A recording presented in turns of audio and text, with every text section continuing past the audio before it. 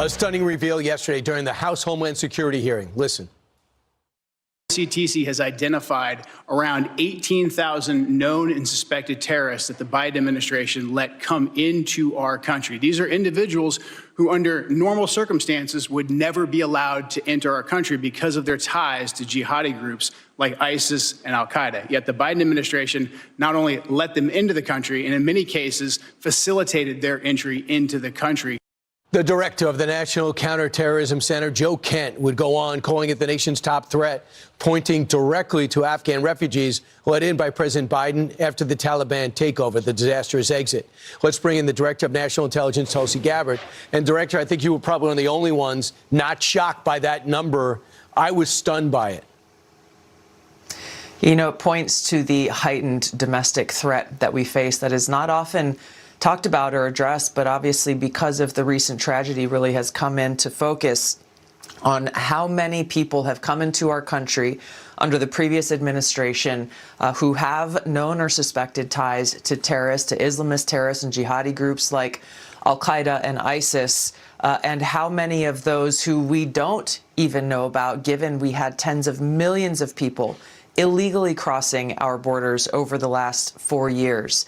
President Trump has been very intent on keeping his promise to the American people to make America safe again so that people can feel safe in their homes and in their communities, identifying those who we know are either connected directly to these terrorist groups or those who have ties to them. This is what we're focused on, working with the Department of Homeland Security to identify them and deport them to prevent any further attacks here at home. I know we're throwing out about 1,000 a week. It was 600 a week, so the paces are picking up. We've gotten rid of 690,000 illegals so far in about a year. Do you know how many of the 18,000 we've tossed, caught up to, and got rid of or jailed? We are currently working very hard to make this happen. I don't have the latest number exactly, but I can tell you that this needs to happen very, very quickly. Again, I want to point back to that summer and fall of 2021 after President Biden's disastrous withdrawal from Afghanistan. You know, there were over 100,000 people who came into our country because of that disastrous withdrawal.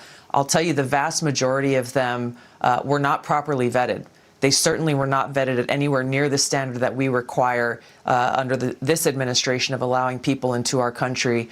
And of that number, we know that there are at least 2,000 who are here who have ties to or are known or suspected terrorists. Which is unbelievable. So you have 88,000 who came on the Afghan evacuation program, and you're saying most have not been accurately vetted. Some have already proven themselves in the battlefield with people that you know are friends and you serve too, and you don't want to leave them to die in Afghanistan. What percentage can we vouch for, and what percentage are totally unknown?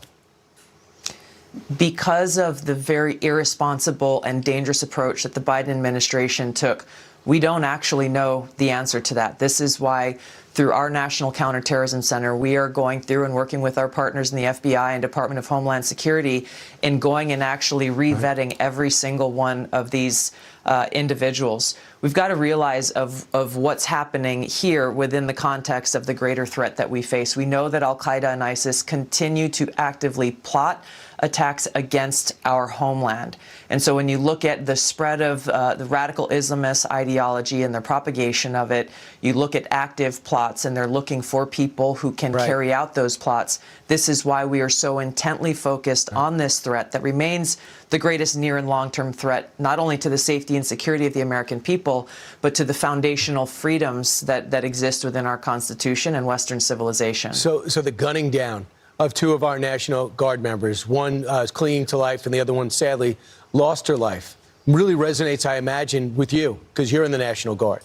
And I was stunned by this exchange. I want you to hear Democratic Congressman Benny Thompson, who had to get to the bottom of the January 6th, whatever that was, the riots at the Capitol, describing what was the incident, he says, the incident a few weeks ago. Listen to this exchange. Madam Secretary, you and the gentleman from NCTC reference the unfortunate accident that occurred with the National Guardsman being killed. You think that was an unfortunate accident? I mean. It was a terrorist No, attack. wait. Look, I'll get it straight. Then you can He shot our respond. National Guardsman in the head. Never got it straight. He doubled and tripled down on it. How does that resonate, not only with you as DNI, but how about you as the National Guard's person who's serving this country? Brian, it is absolutely infuriating. This is someone who is a very, very senior leader in Congress, who for a long time has led the Homeland Security Committee in Congress. And the fact that he cannot and refuses to directly identify this attack for what it was, a terrorist attack on our own soil against our National Guard men and women in this case, who are putting their lives on the line. Their direct mission was to keep the American people safe right here on our streets in Washington, D.C. This exchange really points to the egregious and longstanding problem, Brian, that we've seen, which is leaders, some on both sides of the aisle, who refused to identify this Islamist terrorist threat for exactly what it is, which is one of the reasons why we find ourselves in the position that we're in today. To think that was an incident and you can't say an assassination or murder is unbelievable. Director of National Intelligence, Tulsi Gabbard, thanks so much. Thanks, Brian.